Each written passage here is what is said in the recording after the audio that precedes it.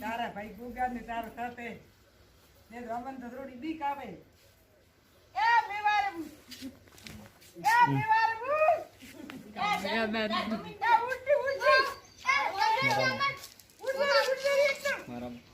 હવે આપણે સાપને પકડી લીધો છે હવે થોડી દેરમાં આપણે એને રિલીઝ કરવાનો છે જય માતાજી બંધ કરી